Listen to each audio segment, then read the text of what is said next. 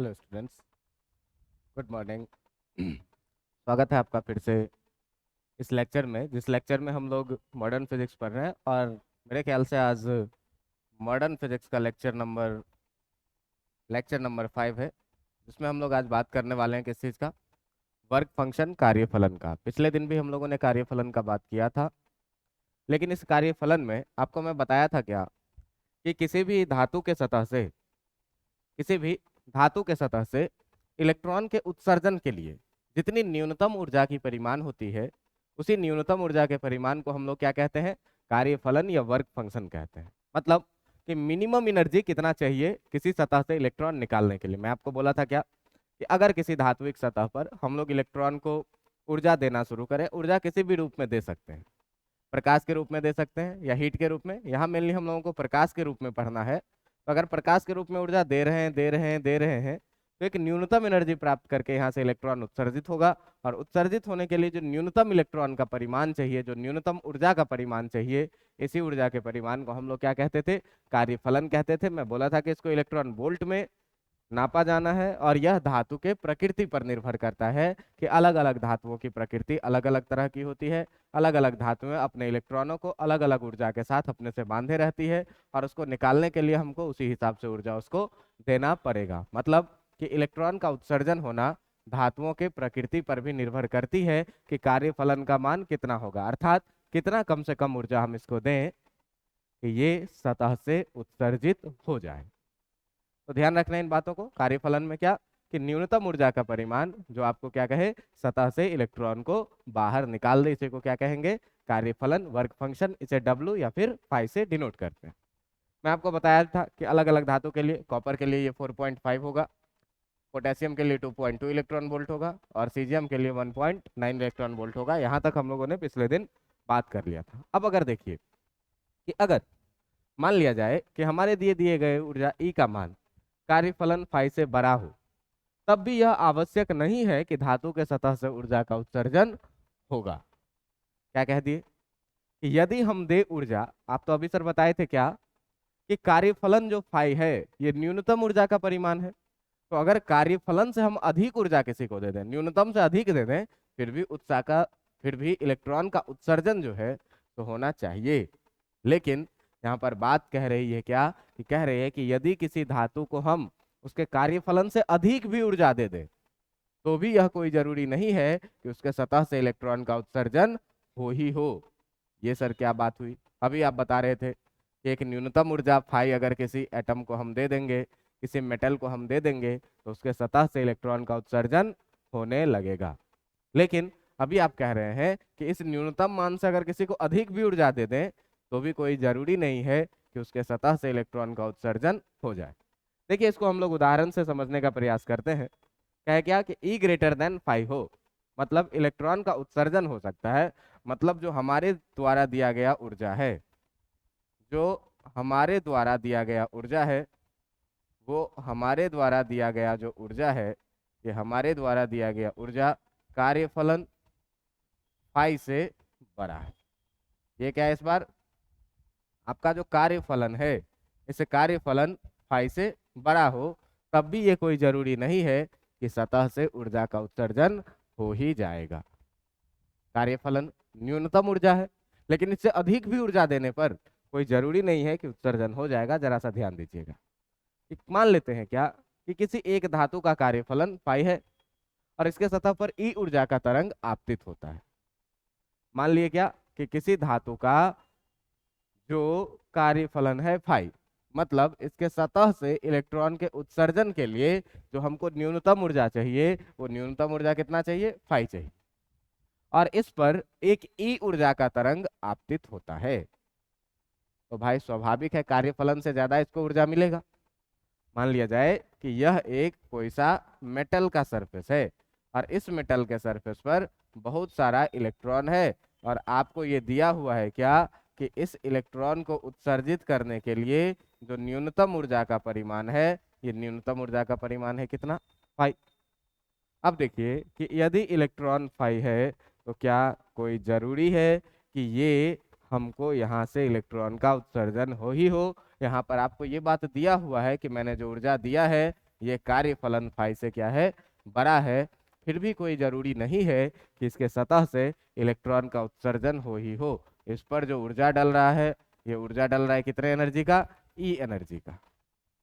लेकिन फिर भी कोई जरूरी नहीं है कि यहाँ से इलेक्ट्रॉन का उत्सर्जन होगा ही होगा। आइए देखते हैं इसको एक उदाहरण से समझते हैं।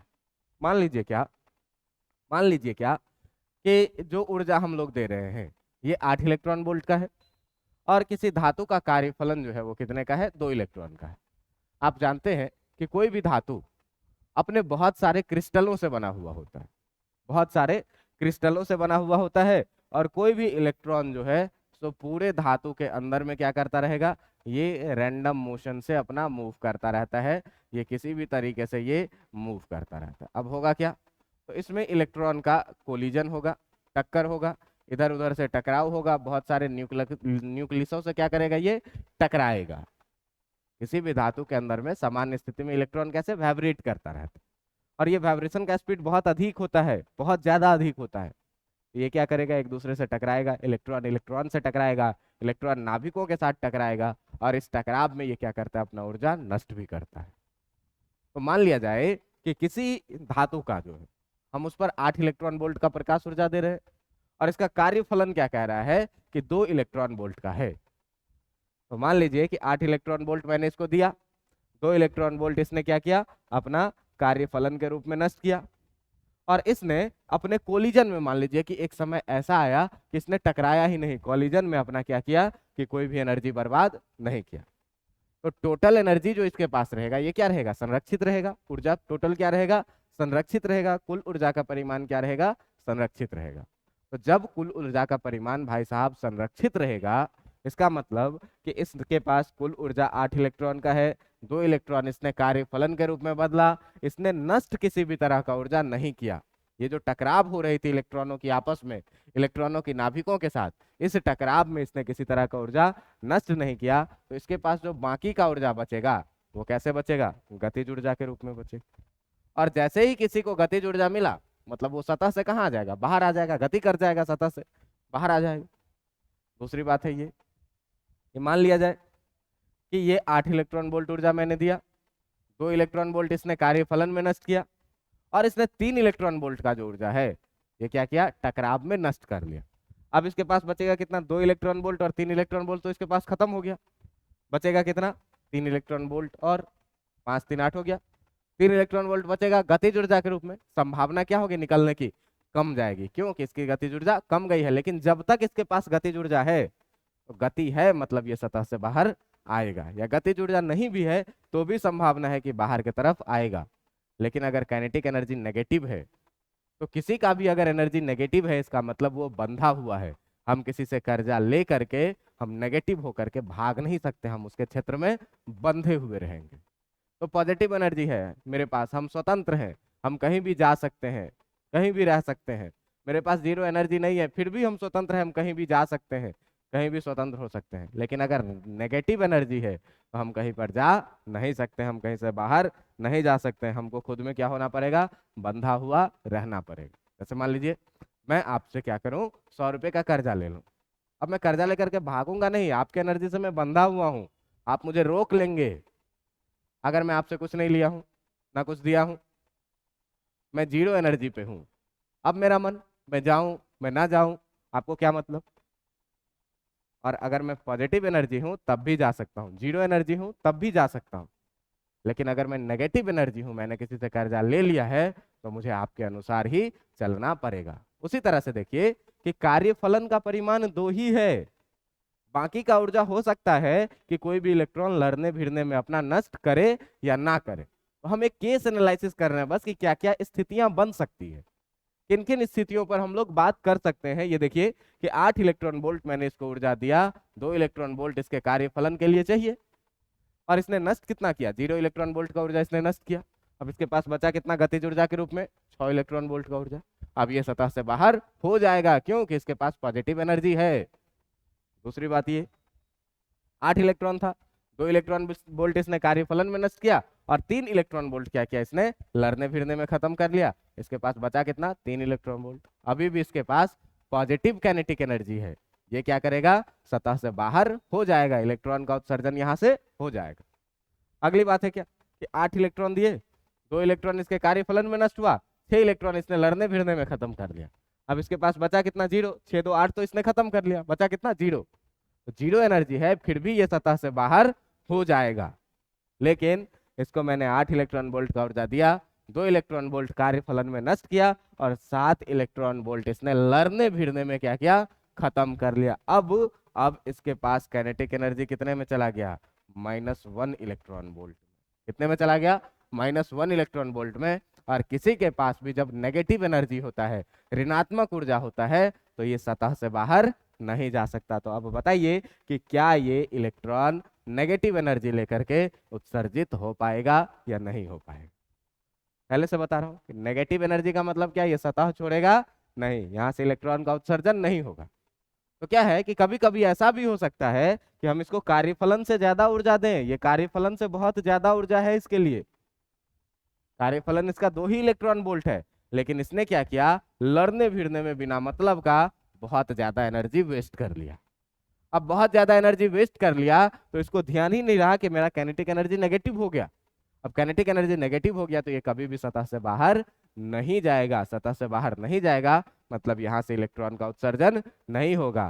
तो यही बात मैं पीछे क्या डिस्कस कर रहा था कि यदि किसी धातु का कार्यफलन फाई है और उसके सतह पर ई ऊर्जा का तरंग उत्पन्न होता है, तो मान लीजिए कि यदि ऊर्जा ई फाई से अधिक भी हो, यदि ऊर्जा ई क्या हो, फाई से अधिक भी हो, तो कोई जरूरी नहीं है कि उसके धातु से, कोई आवश्यक नहीं है कि धातु के सतह से ऊर्जा का उत्सर्जन होगा या इलेक्ट्रॉन का उत्सर्जन होगा।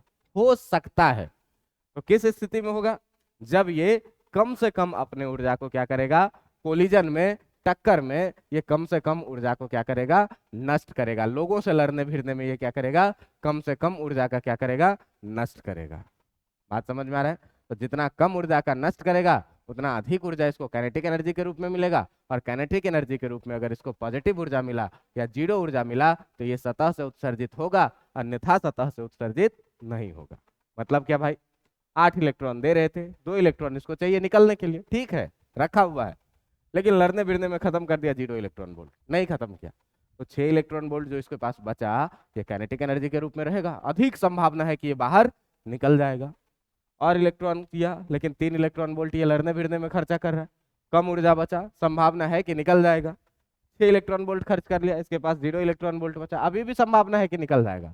लेकिन जब ये 7 इलेक्ट्रॉन वोल्ट खर्च कर ले कॉलिजन में, 8 इलेक्ट्रॉन वोल्ट खर्च कर ले कॉलिजन में, 9 इलेक्ट्रॉन वोल्ट कर ले खर्च कॉलिजन में, तो अब इसके पास क्या आ जाएगा, नेगेटिव एनर्जी। और नेगेटिव एनर्जी लेकर के कोई भी पार्टिकल बाहर नहीं हो सकता है, हमेशा क्या रहेगा, पहले वाले से ही बंधा हुआ रहेगा, कर्ज लेकर के ये बंधा हुआ रहेगा। इसीलिए कोई जरूरी नहीं है कि जब किसी धातु को हम उसके कार्यफलन से अधिक ऊर्जा दे रहे हैं, 8 इलेक्ट्रॉन वोल्ट का ऊर्जा दे रहे हैं, कार्यफलन इसका 2 ही वोल्ट है, लेकिन कोई जरूरी नहीं है कि ये सतह से क्या हो जाएगा, उत्सर्जन इसका हो जाएगा।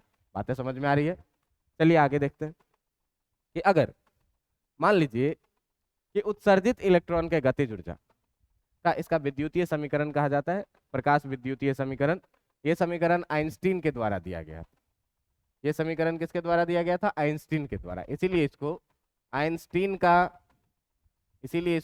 आइंस्टीन का प्रकाश विद्युतीय समीकरण भी कहते हैं, फोटो इलेक्ट्रिक इक्वेशन, प्रकाश विद्युतीय समीकरण। अब ये प्रकाश विद्युतीय समीकरण क्या कहता है, हमको ये नहीं पता है कि ये दूसरे इलेक्ट्रॉनों के साथ, नाभिकों के साथ लड़ने भिड़ने में कितना ऊर्जा नष्ट कर रहा है, ये हमको नहीं पता। लेकिन ये पता है कि अगर ऊर्जा नष्ट नहीं करेगा तब क्या होगा, ये हमको पता है। तो देखिए ये क्या कह रहा है, कह रहा है क्या कि उत्सर्जित इलेक्ट्रॉनों के गतिज ऊर्जा का अधिकतम मान। तो गतिज ऊर्जा का मान अधिकतम कब होगा, गतिज ऊर्जा का मान अधिकतम तब हो रहा है जब ये किसी प्रकार के ऊर्जा को नष्ट नहीं कर रहा है। जब इसका नष्ट कितना है, 0 इलेक्ट्रॉन वोल्ट के बराबर में ऊर्जा ये नष्ट कर रहा है, तब गतिज ऊर्जा क्या मिल रहा है, अधिक मिल रहा है। तो क्या कहता है आइंस्टीन के फोटो इलेक्ट्रिक इक्वेशन में, क्या कहता है कि प्रकाश विद्युतीय समीकरण में उत्सर्जित इलेक्ट्रॉन के गतिज ऊर्जा का अधिकतम मान जो है तो ई तथा कार्यफलन के अंतर के बराबर में होता है। देखिए आप कि अधिकतम ऊर्जा जो है ये हुआ, और ये क्या होगा, कि इस दोनों के अंतर के बराबर में होगा ई तथा 2 के अंतर, 8 और 2 का अंतर कितने का, 6 का। तो कब, अधिकतम जब गतिज ऊर्जा रहेगा तब। कितना वेस्ट कर रहा है ये हमको नहीं पता, तो हम न्यूनतम का पता नहीं लगा सकते, लेकिन अधिकतम काइनेटिक एनर्जी इसको तब मिलेगा जब ये किसी प्रकार का क्या करे, वेस्ट नहीं करे। मैं कमाता हूं, मैं अगर इधर उधर नहीं खर्चा करूंगा तब मेरे पास बचत क्या रहेगा, अधिकतर रहेगा। लेकिन मैं जाऊं इधर भी खर्चा करूं, उधर भी खर्चा करूं, बहुत खर्चा करूं, अब मेरे पास कितना बचेगा ये हमको नहीं पता। जितना खर्चा करेंगे उतना घटता जाएगा। लेकिन अगर अधिकतम बचत करना है हमको, तो ये ध्यान में रखना है कि मेरा खर्च क्या होना चाहिए, शून्य होना चाहिए, तब बचत मेरे पास क्या रहेगी, अधिकतम रहेगी। तो यही क्या कह रहा है कि किसी भी धातु का अगर उसका अधिकतम मान जो है, गतिज ऊर्जा का जो अधिकतम मान है, ये अधिकतम मान क्या होगा, इसके कार्यफलन और ई के अंतर के बराबर में होगा। मतलब kinetic energy maximum equal to E minus five लिखेंगे, और इसी को हम लोग क्या बोलते हैं, काइनेटिक एनर्जी अधिकतम है, और ये कितना, एनर्जी माइनस फाइव के बराबर में, और इसी को हम लोग क्या बोलते हैं, Einstein photo electric equation. Einstein photo electric equation, इसी को हम लोग क्या बोलते हैं, आइंस्टीन फोटो इलेक्ट्रिक इक्वेशन। अब इसी में देखिए, आप जानते हैं कि एनर्जी E इक्वल टू जो है सो एच एफ होता है। देखो फ्रीक्वेंसी को, आवृत्ति को हम लोग कहीं कहीं नू भी लिखते हैं या कहीं कहीं एफ भी लिखते हैं, तो इससे घबराना नहीं है, एफ लिखा हुआ हो चाहे नू लिखा हुआ हो एक ही बात है। क्या कह रहा है, यदि E इक्वल टू आप एच एफ डाल दीजिए या एच नू डाल दीजिए, ई के जगह पर एच एफ माइनस फाइव, ये क्या हो गया, के ई मैक्स, यही इक्वेशन है। या आप ये भी जानते हैं कि जो आपका एनर्जी होता है वो energy H C by lambda भी होता है, तो एच सी बाई लैम्डा का वैल्यू डाल दीजिए, तो ये इक्वेशन आ गया। इसी को क्या बोलते हैं हम लोग, आइंस्टीन इक्वेशन। आइंस्टीन इक्वेशन क्या कहता है कि गतिज ऊर्जा का जो अधिकतम मान होगा, गतिज ऊर्जा का अधिकतम मान, न्यूनतम हमको नहीं पता, वो कितना खर्चा करेगा वो हमको नहीं पता, लेकिन जो अधिकतम मान होगा वो तब होगा जब ये किसी तरह का एनर्जी का लॉस दूसरों के साथ लड़ने भिड़ने में नहीं करे। तो जब दूसरों के साथ लड़ने भिड़ने में कोई लॉस नहीं हुआ, तो गतिज ऊर्जा का अधिकतम मान जो होगा, काइनेटिक एनर्जी का जो मैक्सिमम मान होगा, वो ऊर्जा ई और कार्यफलन फाई के अंतर के बराबर में होगा। मतलब K max equal to E minus five लिखेंगे। इसी इक्वेशन को आइंस्टीन का फोटो इलेक्ट्रिक इक्वेशन बोला जाता है। अब इसी में ऊर्जा का आप अलग अलग परिभाषा जानते हैं क्या, ई इक्वल टू जानते हैं एच नू, ई इक्वल टू क्या जानते हैं, एच सी बाई लैम्डा। इन सारे मान को रख करके आप अलग अलग तरीके से इस इक्वेशन को बना सकते हैं। मेरे ख्याल से बातें समझ में आ रही होगी।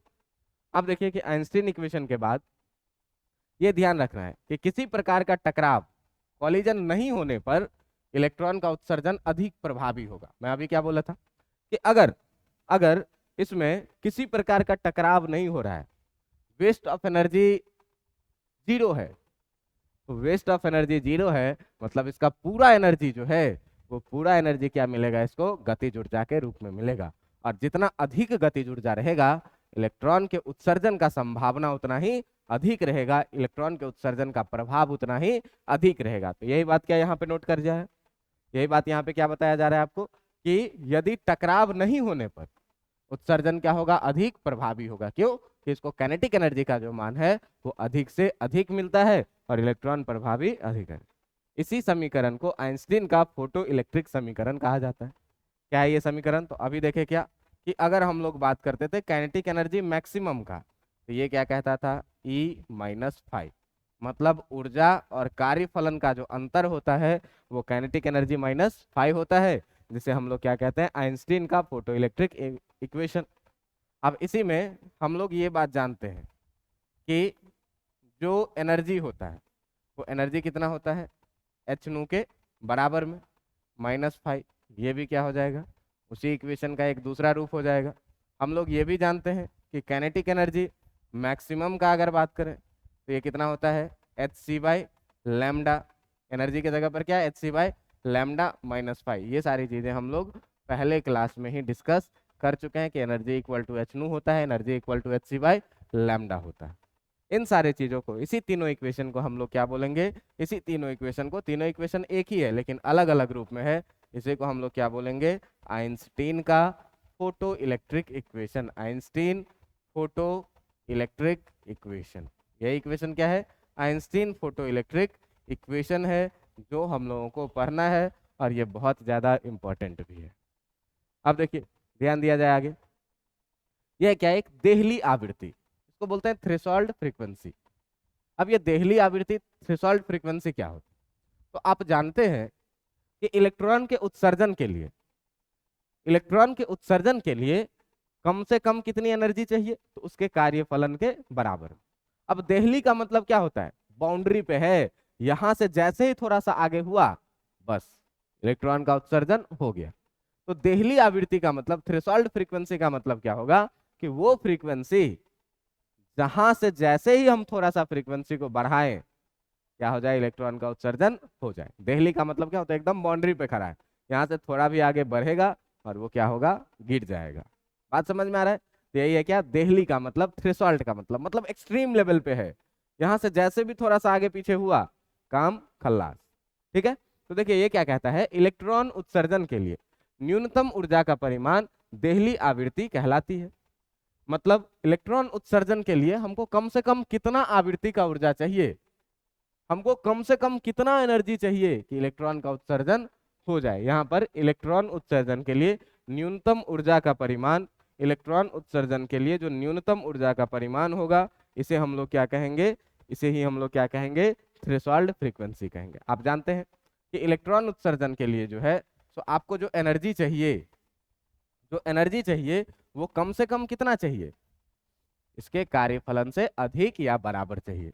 लेकिन अभी भी गारंटी नहीं है कि इलेक्ट्रॉन का उत्सर्जन हो जाएगा, लेकिन एक ये क्राइटेरिया है कि अगर ये एनर्जी जो है तो कार्यफलन से ज्यादा या इसके बराबर में रहेगा तो इलेक्ट्रॉन का उत्सर्जन क्या होगा, हो जाएगा। अब देखो एनर्जी को हम लोग क्या जानते हैं कि ये होता है क्या, H F, energy equal to H F greater than ये कितना हो जाएगा, फाइव। अगर यहाँ से आप एफ का बात करें तो F greater than equal to कितना हो जाएगा, 5/h। अब ये एफ या तो 5/h से ज्यादा हो या बराबर हो तो क्या हो जाएगा कि इसका उत्सर्जन हो जाएगा। तो इसका जो न्यूनतम मान है, ये क्या कह रहा है, या तो 5h हो, ये मान लीजिए कि ये है 5/h और ये है इससे ज्यादा, तो या तो 5/h हो या इससे ज्यादा हो, तब क्या होगा, इलेक्ट्रॉन का उत्सर्जन होगा।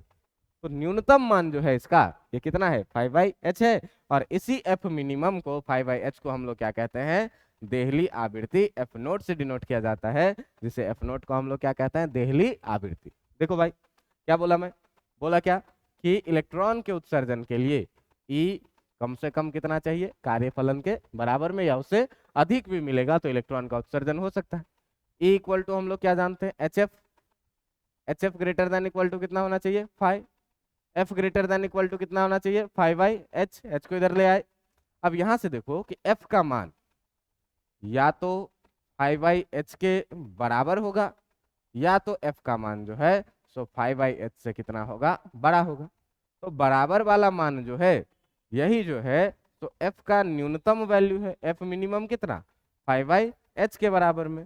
और इसी न्यूनतम आवृत्ति को हम लोग क्या कहते हैं, देहली आवृत्ति कहते हैं, जिसे एफ नॉट से डिनोट किया जाता है। इसका एफ नॉट इक्वल टू कितना हो जाएगा, 5/h हो जाएगा, और F not equal to 5/h जो होता है इसी को हम लोग क्या कहते हैं, देहली आवृत्ति कहते हैं। देखिए इस एफ मिनिमम को दें, इस एफ नॉट को जो है सो आप इक्वल टू में लिखिएगा, ठीक ना, ये इक्वल टू में लिखाएगा तो ज्यादा अच्छा आपको रहेगा क्या कि 5/h, देहली आवृत्ति एफ नॉट इक्वल टू कितना होता है, 5/h। अब यहाँ से देखिए कि आपको यहाँ से कार्यफलन का एक और परिभाषा मिल सकता है, क्या कि आपतित तरंग का न्यूनतम आवृत्ति, न्यूनतम आवृत्ति कितना भाई, कि अगर 5/h के बराबर में रहेगा न्यूनतम आवृत्ति तो इलेक्ट्रॉन का क्या होगा, यहाँ से उत्सर्जन हो जाएगा। तो यहाँ से एक और नया परिभाषा क्या मिलता है आपको कि आपतित तरंग की न्यूनतम आवृत्ति जिसके कारण प्रकाश का विद्युतीय प्रभाव देखा जा सकता है। और प्रकाश के विद्युतीय प्रभाव में आप क्या देखते हैं कि इलेक्ट्रॉन का उत्सर्जन हो, प्रकाश परे इलेक्ट्रॉन का उत्सर्जन हो, यही क्या है, विद्युतीय प्रभाव है। तो न्यूनतम आवृत्ति कितना रखा जाए कि वहां से क्या हो कि प्रकाश का विद्युतीय प्रभाव आपको देखा जा सके, फोटो इलेक्ट्रॉन देखा जा सके। तो एफ नॉट कितना होना चाहिए, या तो 5/h या तो 5/h से अधिक। तो 5/h से अधिक होगा तो यहाँ से आप देखिए कि यहाँ से आपको एक चीज और, यहाँ भी फिर से मिसप्रिंटिंग है कि एफ इक्वल टू जो है equal to 5/h, F not 5/h equal to है। तो न्यूनतम परिमाण कितना है, 5/h के बराबर में। एच को इधर ले आइएगा तो यहाँ से आपको कार्यफलन का एक और परिभाषा क्या मिलेगा, phi equal to H F not के बराबर में, जहाँ एच क्या है, प्लैंक नियतांक है जिसका वैल्यू आपको पता है, और एफ नॉट क्या है, इसकी देहली आवृत्ति है, थ्रेशोल्ड फ्रीक्वेंसी है। बात समझ में आ रही है, देहली आवृत्ति है, क्या है, थ्रेशोल्ड फ्रीक्वेंसी है। अब देखिए यहाँ कि इस प्रकार आइंस्टीन का फोटो इलेक्ट्रिक समीकरण K max equal to E minus five, ये तो आइंस्टीन का फोटो इलेक्ट्रिक समीकरण है, K max equal to H F, और फाई के जगह पर एच एफ नॉट लिख सकते हैं कि नहीं लिख सकते, फाई के जगह पर एच एफ नॉट लिख सकते हैं यहाँ से, तो एच एफ माइनस फाई तो पहले भी पढ़े थे और इसी फाई को आप क्या लिख रहे हैं, एच एफ नॉट लिख रहे हैं।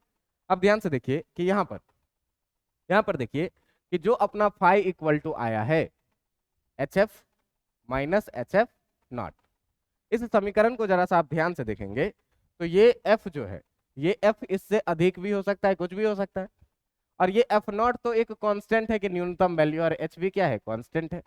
इस समीकरण को आप देखिए कि phi equal to H F minus something, ये दोनों मिलकर के क्या है, कांस्टेंट है। अब ध्यान से देखिए कि ये जो है आपका समीकरण y equal to M X minus C type का ग्राफ दिख रहा है कि नहीं, m क्या है, ये h है, f क्या है, ये बदल रहा है x के बराबर में, और ये कांस्टेंट c।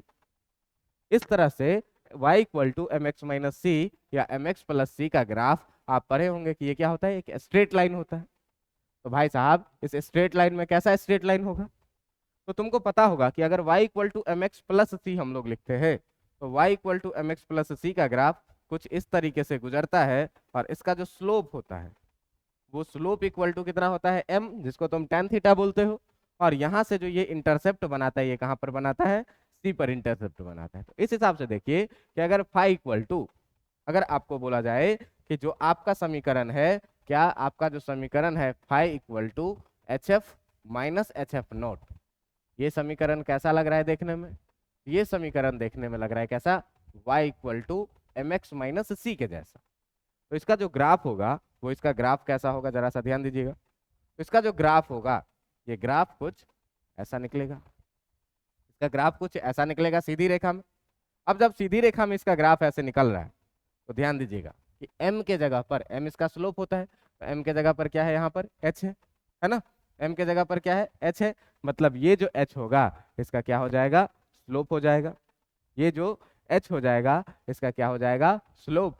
मतलब यहाँ से अगर हम लोग बात करें तो ये जो tan थीटा होगा, ये tan थीटा किसके बराबर में होगा, स्लोप के बराबर में होगा, और ये स्लोप किसके बराबर में होगा, h के बराबर में।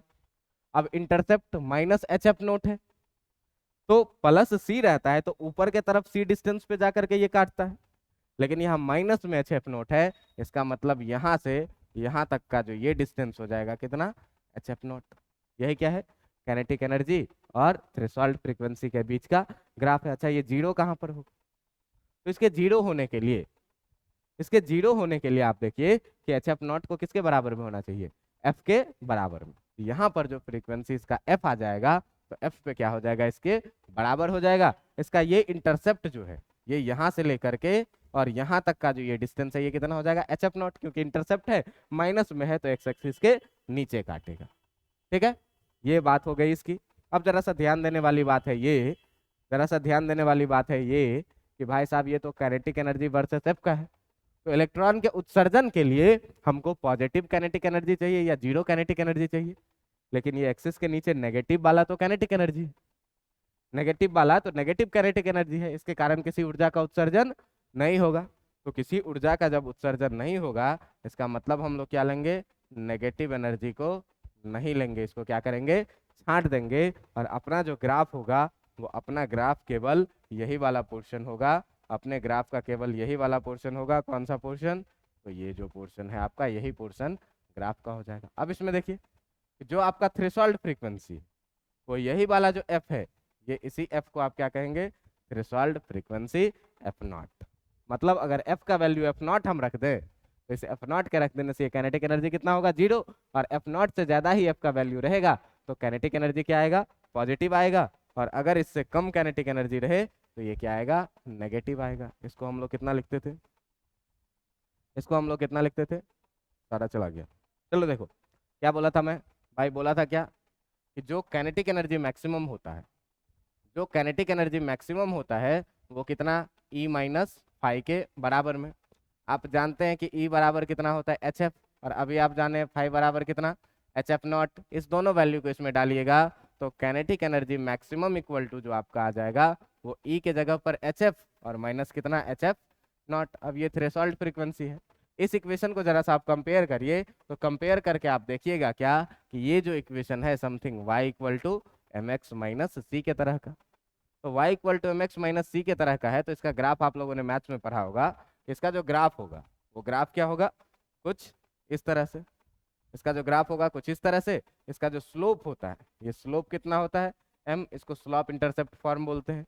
और ये इंटरसेप्ट कितने डिस्टेंस पे करेगा, c डिस्टेंस पे। तो इसी तरह से जो अपना इक्वेशन है, अपना इक्वेशन है क्या, अपना इक्वेशन है क्या भाई, अपना जो इक्वेशन है ये अपना इक्वेशन है क्या, अपना इक्वेशन है, अपना इक्वेशन है क्या, अपना जो इक्वेशन है ये अपना इक्वेशन है कितना, kinetic energy maximum equal to H F minus H F not. इस इक्वेशन को ध्यान से देखिए तो y इक्वल टू ये भी एम एक्स माइनस सी के फॉर्म में है। x के जगह f और y के जगह पर काइनेटिक एनर्जी, x के जगह पर f और y के जगह पर क्या, काइनेटिक एनर्जी।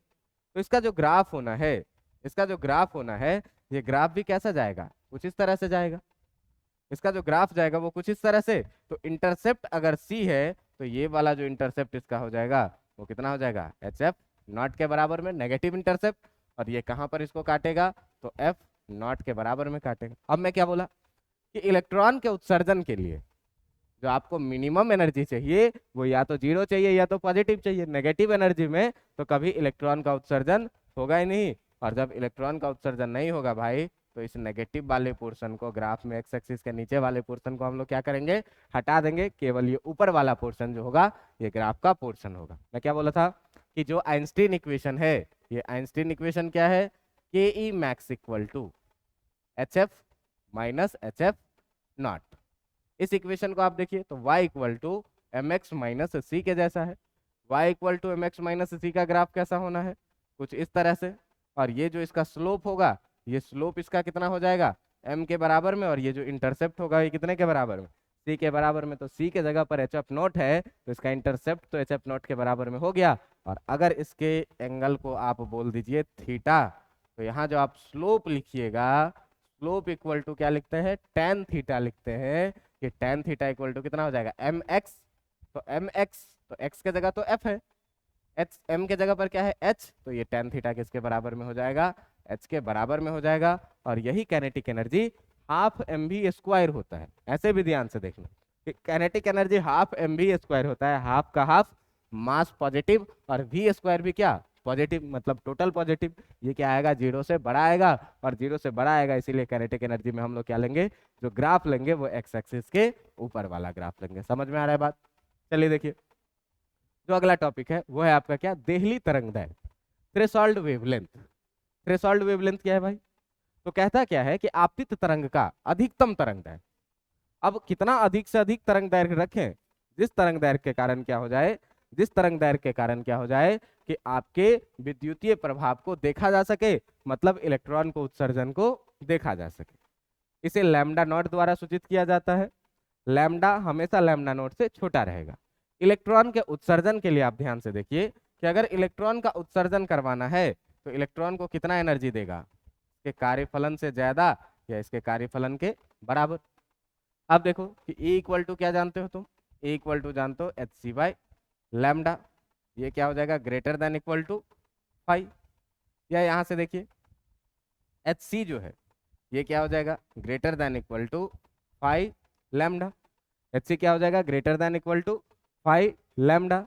अब देखो कि यहाँ से जब हम लोग बात रखेंगे लैम्डा का मिनिमम वैल्यू कितना रहे, यहाँ से अगर आप बात करिएगा लैम्डा का, तो इधर हम लोग क्या करते हैं, लैम्डा को छोड़ देते हैं और 5 को इधर भेजते हैं। मतलब एच सी बाई 5 जो होगा वो क्या होगा, greater than equal to lambda. अब यहाँ से आप देखिए कि इसको लैम्डा पलट के लिख ले रहे हैं, इसको पूरा को पलट दे रहे हैं। तो lambda less than equal to H C by कितना हो जाएगा, 5।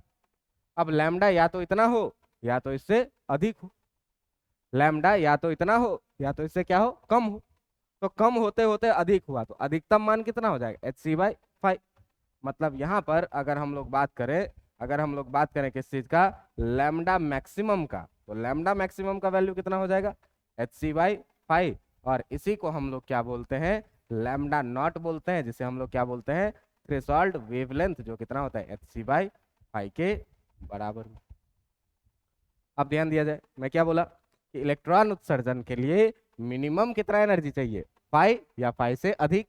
तो मान लीजिए इसको हम ई एनर्जी दिए, जो ई एनर्जी इसके कार्यफलन से या तो अधिक है या तो बराबर है। अब जब ये कार्यफलन से बराबर एनर्जी है या इससे अधिक एनर्जी है, तो ई के बदले में तो आप लोग जानते हैं कि ई इक्वल टू कितना होता है, hc/लैम्डा।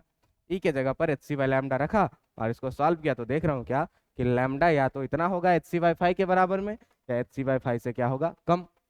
इसका मतलब जो लैम्डा का अधिकतम मान है ये hc/5 के बराबर में है, जिसे ही हम लोग क्या बोलते हैं, लैम्डा नोट बोलते हैं, देहली तरंग दैर्घ्य बोलते हैं।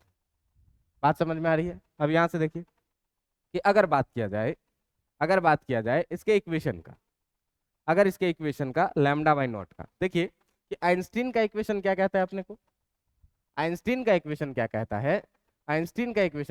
है, यहाँ से एक चीज और ध्यान दिया जाए कि यहाँ से ये चीज तो आ गया λ/नॉट इक्वल टू hc/5, क्या निकल के आया, λ/नॉट इक्वल टू hc/5। यहाँ से आप देखिए कि अगर λ/नॉट 5 का बात करें, कितना हो जाएगा ये, λ/नॉट 5 का बात करें, ये हो जाएगा किसके बराबर में, hc के बराबर में। और यहाँ से 5 बराबर अगर आप बात करें, ये कितना हो जाएगा, hc/λ/नॉट के बराबर में।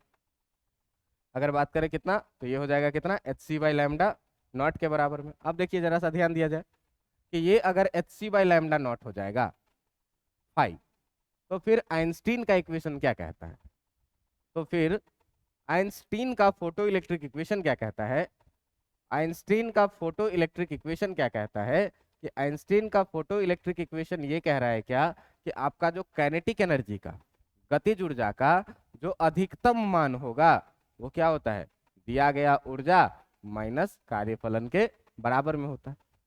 अब आप ध्यान दीजिए यहाँ से कि जो आपके पास दिया गया ऊर्जा है, काइनेटिक एनर्जी मैक्सिमम, ये ई के जगह पर आप लोग क्या जानते हैं, hc/λ, माइनस 5 के जगह पर अभी क्या देखे हैं, hc/λ/नॉट। देखिए कि ये इक्वेशन में आप ध्यान से देखिए, h constant, c constant, lambda हम अलग अलग तरह से बदल के देखेंगे, लेकिन यहाँ पर h भी कांस्टेंट, c भी कांस्टेंट और लैम्डा भी कांस्टेंट, एक्सट्रीम वैल्यू क्या होगा, कांस्टेंट होगा। तो इस इक्वेशन को भी देखो कि ये इक्वेशन भी कुछ y equal to mx minus c के तरह का ही ये भी इक्वेशन दिख रहा है।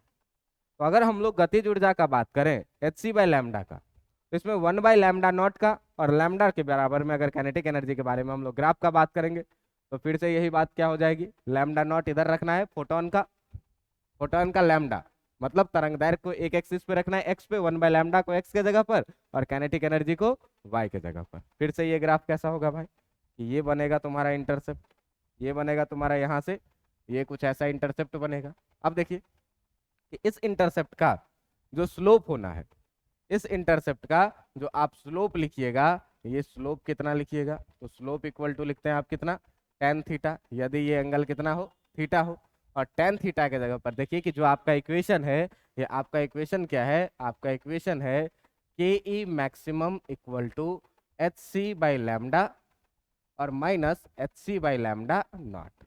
आपने क्या किया है, x के जगह पर 1/λ को रखा है, तो इसका मतलब काइनेटिक एनर्जी को y के जगह पर रखा है, और ये कितना हो जाएगा, hc/y, ठीक ना, ये y hc के जगह पर, और देखिए कि माइनस ये पूरा का पूरा क्या, कांस्टेंट।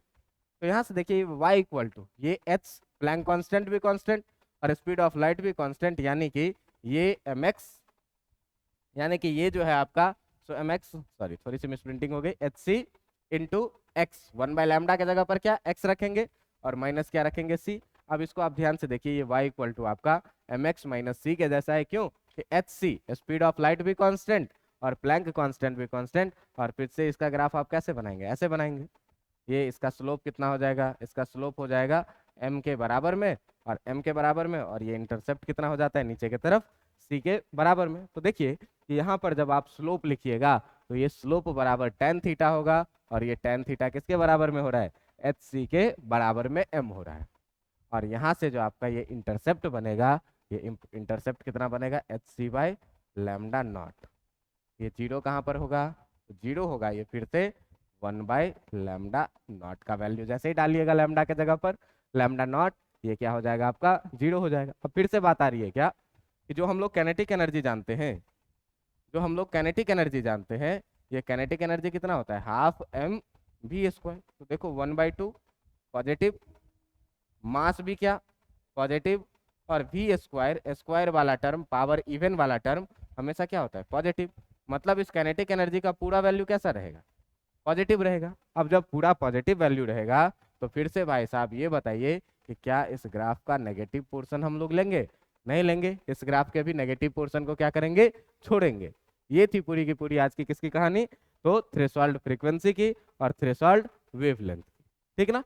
तो अब देखिए कि अगली पॉइंट क्या आती है, मैं क्या बोला कि थ्रेशोल्ड फ्रीक्वेंसी में देखिए कि आपको क्या बोला कि मिनिमम उतना फ्रीक्वेंसी आप लीजिए, मिनिमम उतना फ्रीक्वेंसी लीजिए कि क्या हो जाए, जिससे ऊर्जा उत्सर्जित हो जाए, इलेक्ट्रॉन का उत्सर्जन हो जाए।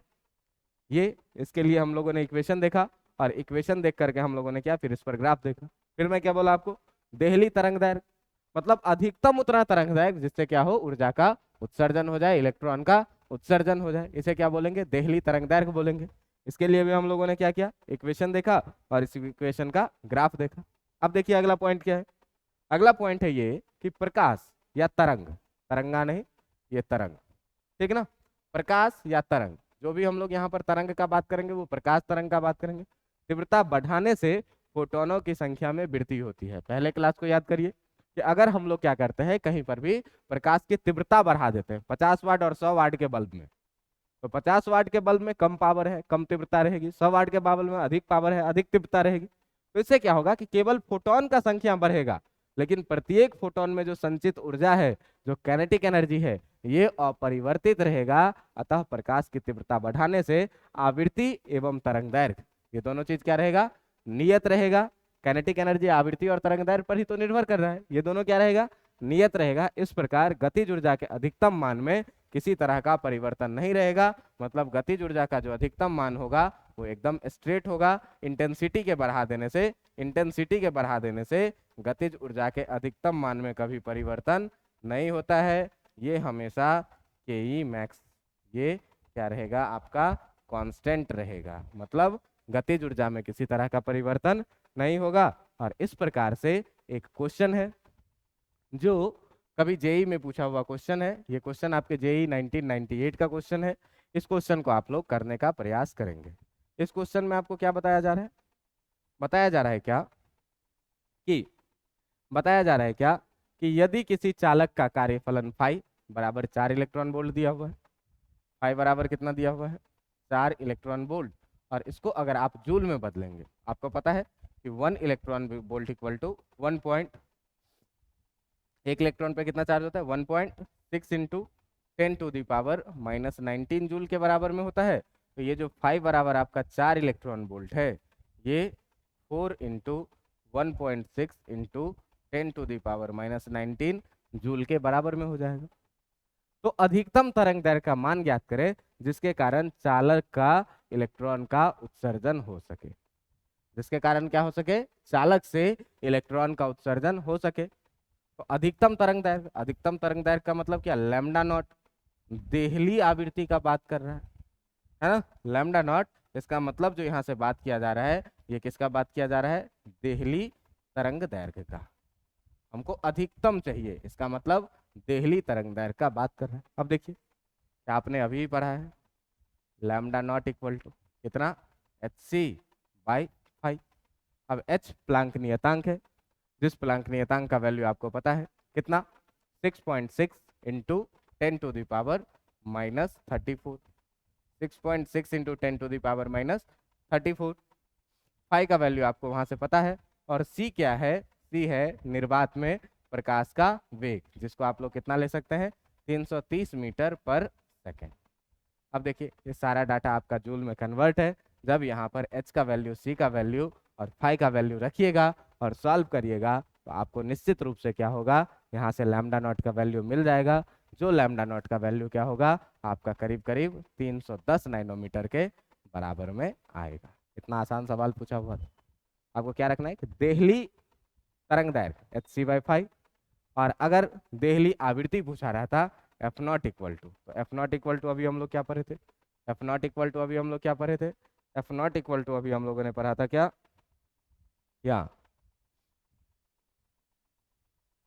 जो f0 इक्वल टू हम लोगों ने पढ़ा था वो क्या पढ़ा था, 5/h, ठीक ना। f0 इक्वल टू कितना पढ़ा था, 5/h। तो यहाँ से हम लोग f0 equal to 5/h Delhi आवृत्ति और देहली तरंग दैर्घ्य lambda not equal to hc/5 को स्टडी किया। इसके बेसिस पर कुछ क्वेश्चन भी देखा, आइंस्टीन का इक्वेशन देखा, आइंस्टीन के इक्वेशन को अलग अलग रूप में हमने बदलने का प्रयास किया। इस प्रकार से आज का ये लेक्चर यहीं पर हम लोग करते हैं ख़त्म। ये लेक्चर आपका एक बहुत ही इंपॉर्टेंट लेक्चर था, जिसमें हम लोगों ने आइंस्टीन के इक्वेशन का चर्चा किया, और अगले क्लास में हम लोग अगले कॉन्सेप्ट को पढ़ेंगे, अगले कॉन्सेप्ट को सीखेंगे। मिलते हैं अगले क्लास में।